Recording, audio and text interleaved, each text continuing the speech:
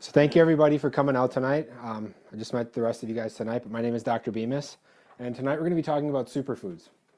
So basically what this presentation is about, how you can make some massive changes to your overall health with just a few additions to your diet. You'll be surprised that a lot of these foods we're going to discuss tonight are already in your diet and you didn't know how great they were for you. So I always start all my presentations with a question. What is your greatest asset? You guys have probably seen this slide before. Is it a fast car? Is it a big house? Is it some money in the bank? Do you think it's any of these things? No. Your greatest asset is your health. Good job. This is a pretty startling statistic right here from a Harvard medical study. I believe this was from, I don't have the year on this, but it's a couple years old. They found that of all the bankruptcies in the United States, 62% of them were related to healthcare issues, or medical related issues, or medical expenses, excuse me. So the other 38% were other causes. Even more frightening, of this 62%, 72% of those people had some form of health insurance. So what does this go to show? That there is currently a health crisis in America. So what is health? Well, according to the World Health Organization, health is a state of complete physical, mental, and emotional well-being. In other words, it's not merely the absence of disease or infirmity. So just because you feel good doesn't mean you're 100% healthy. Health is not just feeling good, but rather having a body that's capable of performing all of its many functions naturally and on a normal basis. Let's use this as an example to illustrate this point. How many of you guys know someone, this is a pretty sad statistic, but how many of you guys know somebody that you saw one day and they seemed relatively healthy, and then all of a sudden you hear that less than a week later they passed away of some major health issue? You know, it's a sad example, but it's all too common. So you can't tell me that just because that person seemed good on that day you saw them, were they 100% healthy? No, they couldn't have been. Providing your body with the proper nutrients is important to ensure that you achieve true potential and are able to fire on all cylinders. So what you put in your body is incredibly imperative to your overall picture of health. Let's use this as an example. Your physical health is a direct indication of what you put into it, right?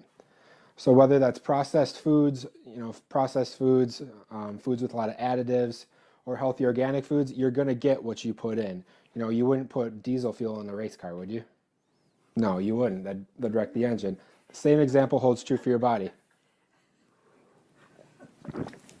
Sorry, I should have explained that one a little bit more. You might. And then I'd be sorry. And then you'd learn. I guess. All right, so now we're going to switch gears a little bit and talk about some superfoods and the benefits of a healthy diet.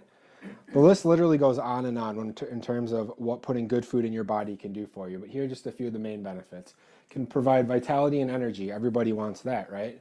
Boost immune system function. Living in the northern Midwest, you know, it's cold a lot of times this year. We really want to have a good, strong immune system to fight all the crud that's going on around us. And your body's capable of doing that if provided the right conditions. Improve sports performance, delay the effects of aging. That's another one I think we can all get behind. Help conquer fatigue, enhance concentration, and protect from serious illness. So these are just a couple of the benefits, but the list literally goes on and on. All right, superfoods. How many of you guys have heard the term superfood? Show of hands. How many know what it is? It's really just a fancy term to describe nutrient-dense foods that will have a profound positive impact on your health. So the term was first coined in 2004 by Dr. Stephen Pratt. He wrote the book Superfoods RX, 14 foods that will change your life. Now we're not going to follow his book specifically in what foods, but these are a lot of my favorite foods as well as some of the people that I study with or study under and follow some of their favorite foods. So a superfood should have the following qualifications. It should be readily available, so everybody should have access to it in some form or another. It should contain essential nutrients known to enhance longevity. And lastly, it should have health benefits supported by peer-reviewed scientific studies. Now, if you want, I can get you the studies, but really what I'm giving you tonight is the big bullet point, big picture ideas of each of these foods. So this is one of my favorite superfoods. How many of you guys like blueberries? They're delicious, right? Especially when you can find them in the wild.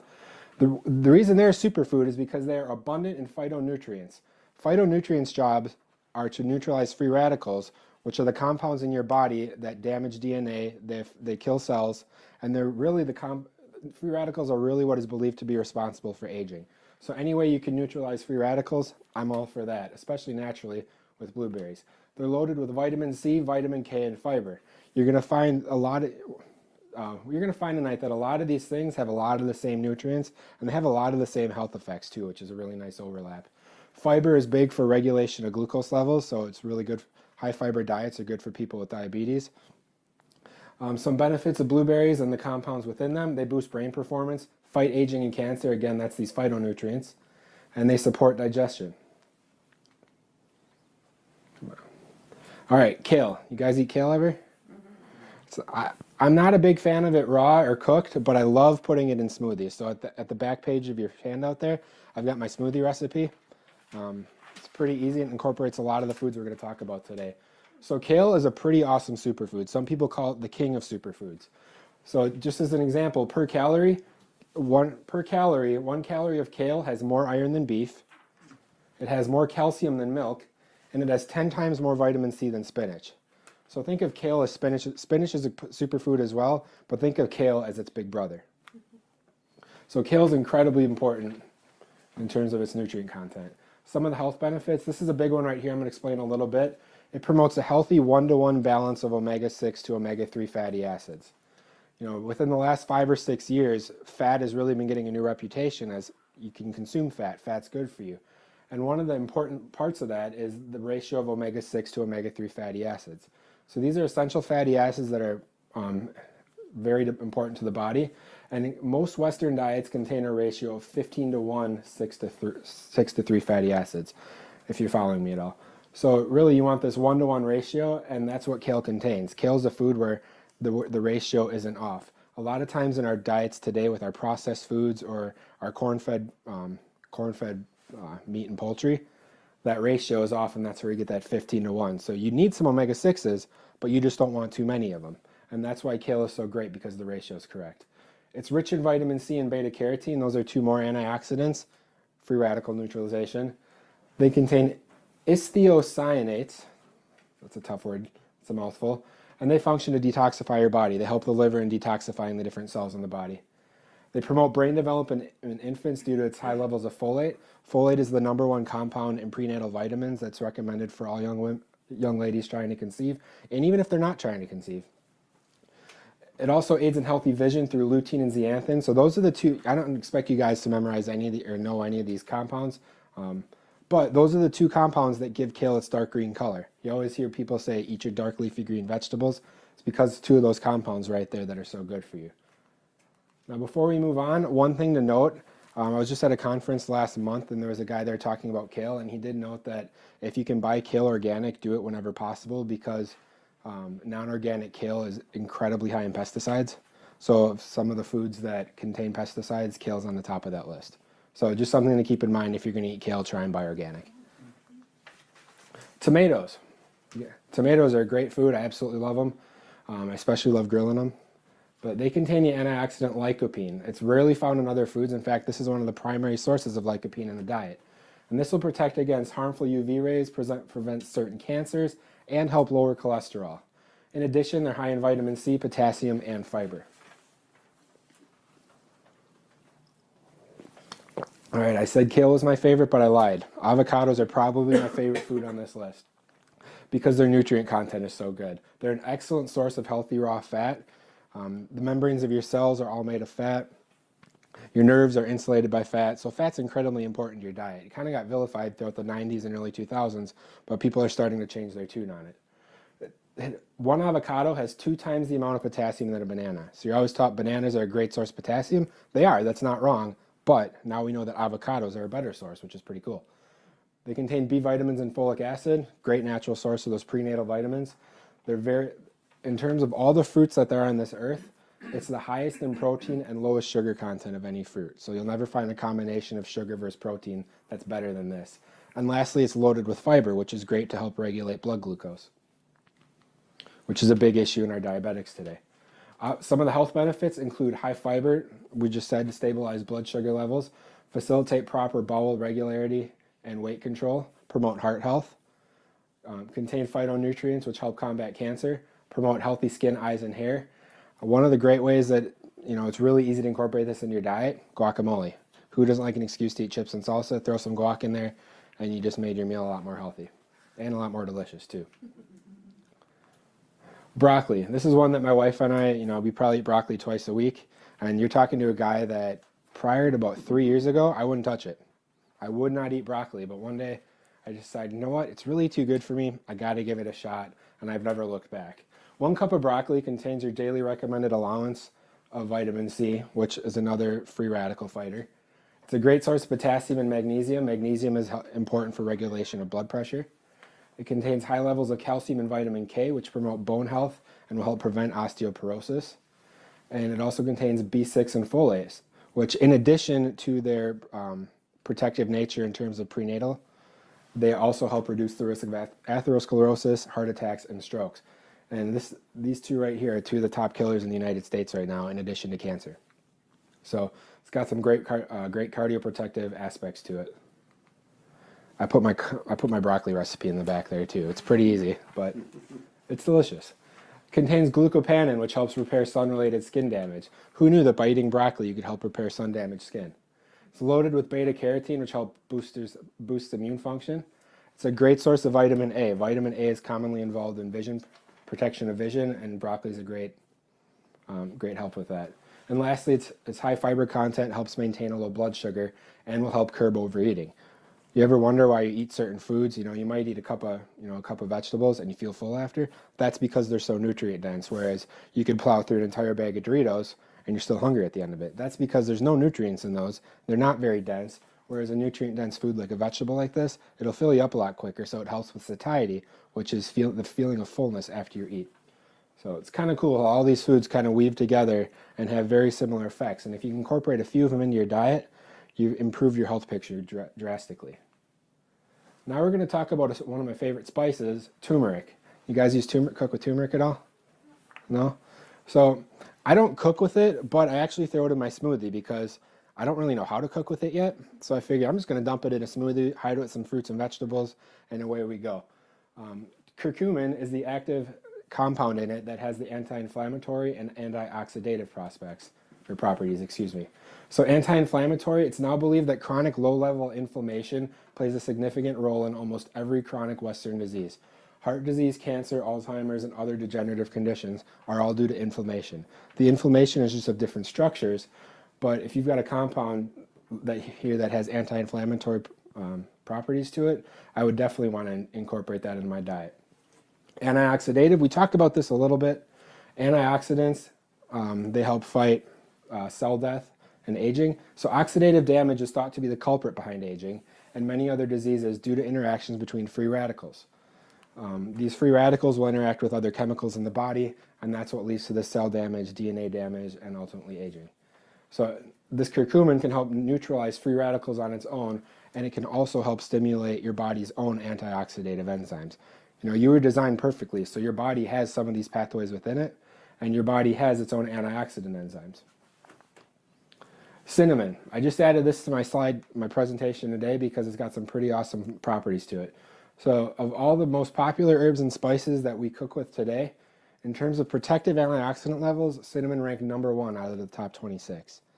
And cinnamon tastes good too, so it's really easy to mix that into your diet, whether it's with some cereal, put it on some fruit. Again, I dump it in a smoothie because it's easy. It contains natural antimicrobial, antibiotic, and antifungal, as well as antiviral properties. So you get some really solid immune boosting here. And lastly, it acts as a great natural sweetener. So you want to sweeten your coffee up, throw a little bit of cinnamon in there. You want to sweeten, hot chocolate, throw some cinnamon in there. Black beans. Now, I'm going to be honest, I'm not a big fan of black beans, but I put them in there because they got a lot of great nutrients. And it's not that there's anything wrong with them, I just never been crazy about black beans. But 1 cup of black beans contains 15 grams of protein with 0 saturated fat. So that's a lot of protein for a cup of beans. It's full of heart-healthy fiber. Remember, fiber also helps regulate blood sugar. It contains antioxidants and energy-boosting food. It contains the minerals iron, phosphorus, calcium, magnesium, manganese, copper, and zinc, which all help maintain bone structure. And it contains the mineral selenium, which is involved in the detoxifying process of the liver. So selenium, I believe, is is a mineral that your body relies on extra sources from, meaning your body doesn't produce selenium, so you have to incorporate it within your diet. So this is a great source of that. Sweet potatoes. This is another one we cook a lot, just because it's a healthier alternative to the starchy regular potato, and it's loaded with vitamins. So it contains the vitamin C and vitamin A. It's estimated that 1 cup of cooked sweet potato meets 769% of the daily vitamin A value. So you eat one sweet potato and you're good for a week in theory, right? No, it doesn't quite work like that, but it's loaded with vitamin A, which is great for you. Also, it's essential to maintaining healthy vision, fighting inflammation, and boosting the immune system. Sweet potatoes are abundant in the minerals potassium and manganese. Again, manganese is involved in bone support. And health benefits include stabilization of blood sugar, aids weight loss. Those are two things that I think everybody can get behind. Boosts immunity, enhances brain function, and it promotes vision health. And again, that vision health is due to the vitamin A. So here's a cool graphic I stole from Dr. Axe. If you guys ever want any really good nutrition or vitalistic material, draxe.com is a great website. He's got a lot of really good resources there. I consult his site daily. But here, one medium sweet potato contains about 103 calories, 2.3 grams of protein. Who knew there was protein in a sweet potato? Let's see, 438% of the daily value of vitamin A, 37% daily value of vitamin C, and the list goes on. So you can get 28% of your daily manganese just from a sweet potato. So these things are loaded with vitamins and nutrients. All right, raw almonds. These are a great grab-on-the-go snack. I wanted to include something on here that has superfood properties, but you don't need to be in a kitchen or make a meal with. Raw almonds, the key is raw. You don't want to get processed almonds because they've been bleached and they lose a lot of their nutrient value. So raw is key. This is actually one of my favorites from Trader Joe's. They're high in polyunsaturated and monounsaturated fats, which promote healthy cholesterol levels. They must be raw, which we just said. They're very rich in vitamin E, potassium, magnesium, calcium, protein, phosphorus, fiber, and iron. So there's a lot of good stuff in these little nuts. All right, now let's put some protein on the list here. Wild Alaskan salmon. Any fish eaters in here? All right, I'm not a big fish guy myself, but one thing I've learned is wild Alaskan salmon, it's got to be wild. Farm-raised salmon loses a lot of the nutrient value, as well as some of the modern farming practices kind of diminish the overall quality of the fish. But wild Alaskan salmon is a great source of protein. Unfortunately, many species of fish in our area today in our freshwater lakes contain dangerous levels of toxic contaminants such as mercury. Wild Alaskan salmon is the exception because the waters are so pristine up there, although that could be changing soon, which is unfortunate. Nutrients such as omega-3 fatty acids, again, we talked about those healthy fats that your body needs to form blood-brain barriers, insulate neurons, and form cell membranes. Antioxidants, which help fight aging and neutralize free radicals. And then again, high-quality protein and selenium. So here's another food with that mineral in here. Coconut oil. This is a great one that we use all the time. You can do literally anything with it. If you want to put it in your hair to slick your hair back, it will work for that. If you want to use it as a moisturizer for your skin, you can put it on your skin. It's a great, applies some great natural moisture. Over 1,500 studies exist proving coconut oil to be one of the healthiest foods on the planet. Not to mention you can eat it and it does wonders for you. So it's loaded with medium-chain fatty acids. The names of the acids are irrelevant, but they're 3 of the best fatty acids, medium-chain fatty acids you can consume. And 62% of this oil's fat content, which remember, it's all fat, it's all oil. 62% of coconut oil is made of these 3 specific healthy fatty acids. So I try and cook with coconut oil as much as I can. I don't know, how the temperature restraints on it, but if low heat, it does a really good job, and it's delicious. In addition, 91% of the fat content in coconut oil is healthy saturated fat. So only 9% of that is bad fat. It's a pretty good exchange if you ask me. Coconut oil is very high in natural saturated fatty acids, which increase healthy cholesterol. So there's 2 types of cholesterol. You have your healthy cholesterol or your high density lipoprotein. So HDLs are good, LDLs are bad. Those are low density. So like with our food, we want high density foods, whereas low density is bad. So by increasing HDL content, you're actually lowering the risk of heart and cardiovascular disease. So cholesterol gets a bad rap, but really there's 2 different kinds. So you got to be specific when what you're talking about. It contains an antibiotic component, which will actually target bacteria on the cellular level. So we're not talking about a global antibacteria, but literally on the cellular level, it will neutralize it will neutralize bacteria. And lastly, it has an anti-inflammatory proponent to it. This is a pretty cool study. There's a 2004 study published in the Journal of Neurobiology of Aging, and it found that medium-chain fatty acids in coconut oil improve memory problems in older subjects. So this is a great thing for memory loss. There's some preliminary research like this out there on how it can be used with Alzheimer's patients and just help improve cognitive recollection and things like that. So the way I incorporate this in my diet, I throw it into a smoothie because it's easy. Also, it tastes good. So, if you're hungry and you want to snack on something, take a tablespoon of coconut oil and just eat it. It's pretty good. We talked about this a little bit earlier, but it can act as a natural skin moisturizer due to the caprylic and lauric fatty acids.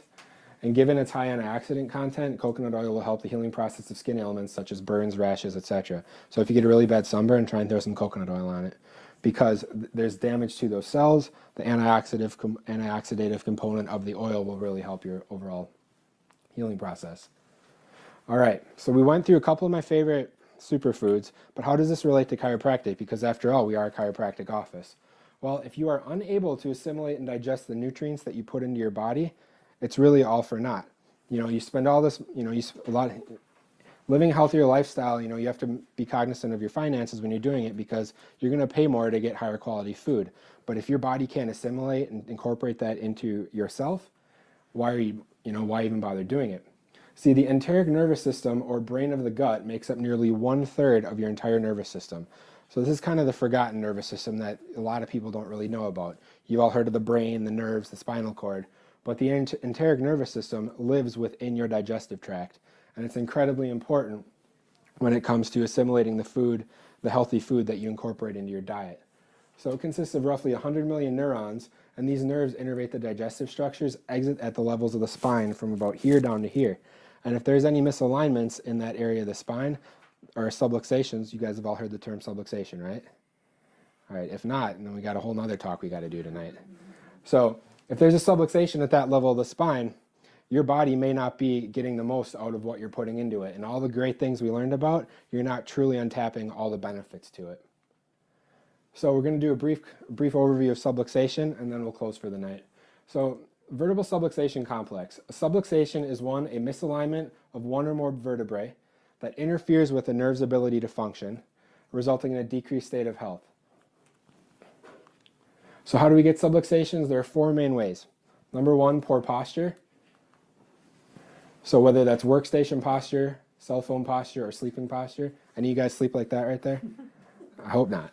So posture is incredibly important to the overall health of our nervous system. And as we just established, a healthy nervous system is imperative for incorporating all the nutrients out of your diet. Workstation posture, I'm going to be doing a talk later this year about workstation ergonomics and how you can improve your workstation to be more productive for your body. So that's a little plug for my talk in a couple months. This is a big issue in kids today. Cell phone use, staring down at the device all the time, places a lot of strain on this area of the spine. And sleeping posture. We spend 1/3 of our lifetime sleeping, so it's incredibly important to take care of our bodies while we're doing so. Toxic chemicals. This kind of ties into our talk tonight because our food supply is becoming incredibly more and more toxic. Now, whether that's from farming practices, contaminating our soil, environmental pollution, additives in our food is a big one. GMO versus non-GMO, that's a huge debate going on right now. Organic versus inorganic. Our food supply is becoming incredibly toxic, and as we ingest this toxic food, where do those toxins go? Your liver can only detoxify so much at a time. So that's why, if you're able to, and as often as possible, buy organic, because you're limiting your pesticide exposure. Lastly, the last source of subluxation that we're not going to touch too much on tonight is trauma. So thoughts, traumas, and toxins are the 3 big sources of subluxation and how they can affect the spine. Birth trauma is probably the least, the most forgotten source of trauma in terms of subluxation. And I'm going to be doing a talk later this year on the importance of getting kids checked. So there's another plug for one of my talks. But the importance of getting kids checked and having a properly functioning nervous system. Because you feed your kids all these good foods, you try and do the best for your kids, but you want them to be able to make the most out of that. So having a properly functioning nervous system is imperative to that. How can chiropractic help? It's as simple as find the subluxation, remove the interference, and allow your body to do what it was designed to do at 100%, living in the state of optimal health. I hope you guys learned a little bit tonight. If you have any questions, I'll be sticking around for a while. And don't forget, I've got some really good recipes on that last page there for you.